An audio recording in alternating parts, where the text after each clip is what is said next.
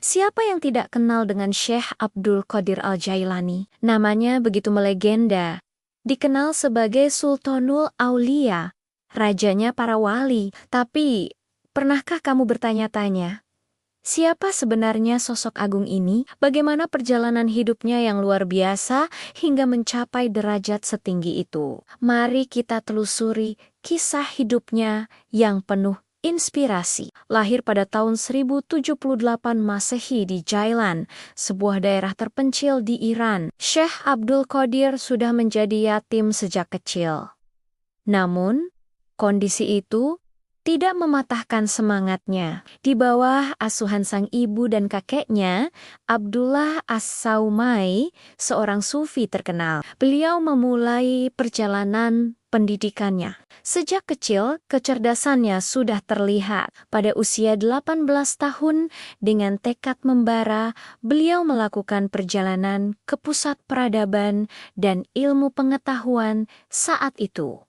Baghdad. Bayangkan, Baghdad di masa itu sedang bergejolak. Perebutan kekuasaan, intrik politik, dan kondisi sosial yang karut-marut menjadi pemandangan sehari-hari. Beliau bahkan mengalami 5 kali pergantian khalifah dinasti Abbasiyah. Tapi, kekacauan ini sama sekali tidak menyurutkan semangatnya dalam menuntut ilmu. Selama 32 tahun, beliau tekun belajar dari para guru terbaik di berbagai bidang. Antak ilmu Al-Quran dan tafsir. Beliau berguru kepada Abu Al-Wafa, Ali bin Aqil. Dalam bidang fikih, beliau menimba ilmu dari para ahli mazhab Hanbali seperti Abu Said Al-Mubarak Al-Makhzumi. Awalnya, beliau lebih dikenal sebagai seorang ahli fikih yang handal.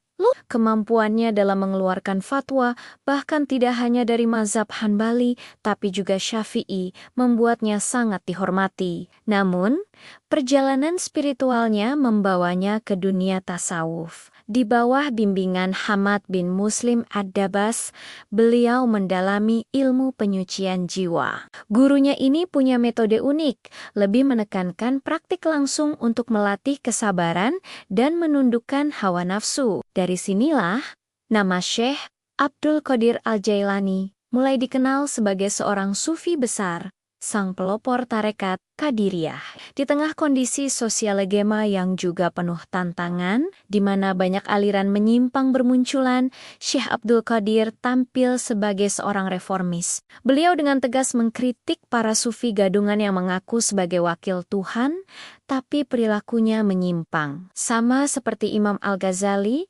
beliau berusaha meluruskan pemahaman dan memurnikan ajaran Islam, khususnya tasawuf, agar kembali ke sumber utamanya, yaitu Al-Quran dan hadis. Syekh Abdul Qadir menekankan bahwa syariat dan hakikat bukanlah dua hal yang bertentangan, melainkan saling melengkapi. Menurutnya, seorang sufi sejati tidak akan pernah meninggalkan syariat. Pemikirannya ini tertuang dalam banyak karyanya yang fenomenal. Salah satu karyanya yang paling terkenal adalah Al-Gunyah li Talibi Tarik Half. Kitab ini lengkap banget, membahas fikih, akidah, hingga tasawuf etis. Ada juga Futuh Al-Gaib, kumpulan nasihat yang terasa begitu personal, seolah-olah beliau sedang berbicara langsung dengan kita, memberikan solusi atas berbagai masalah kehidupan. Karyanya yang lain, Al-Fes Arabani,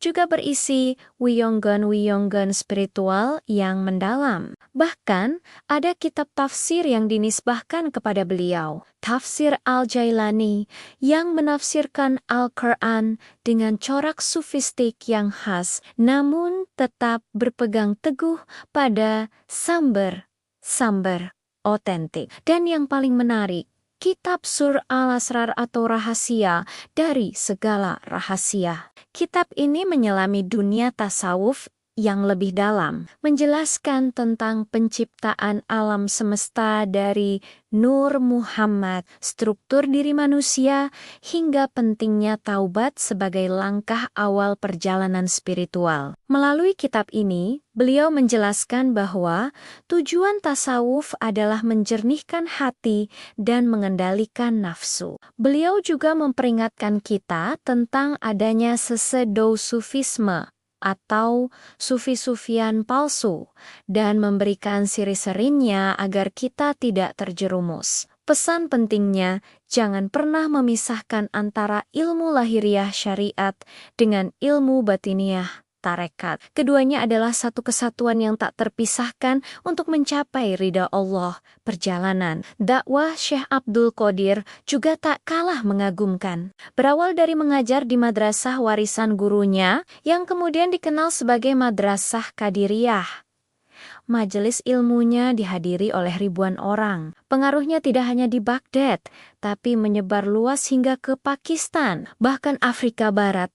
Tarekat Qadiriyah yang beliau dirikan menjadi salah satu tarekat yang paling banyak pengikutnya di seluruh dunia, termasuk di Indonesia. Pada usia 90 tahun, tepatnya pada tahun 561 Hijriah, Sang Sultanul Aulia berpulang ke rahmatullah. Beliau meninggalkan warisan yang tak ternilai, pemikiran yang mencerahkan, karya-karya abadi, dan sebuah tarekat yang terus hidup hingga kini. Kisah hidupnya adalah bukti nyata bahwa keterbatasan bukanlah halangan untuk meraih kemuliaan, dan kekacauan zaman justru bisa melahirkan seorang pembaharu yang agung. Semoga kisah ini bisa memberikan kita inspirasi untuk terus menuntut ilmu, memperbaiki diri, dan mendekatkan diri kepada Sang Pencipta. Terima kasih sudah menyimak. Jangan lupa like, komen, dan subscribe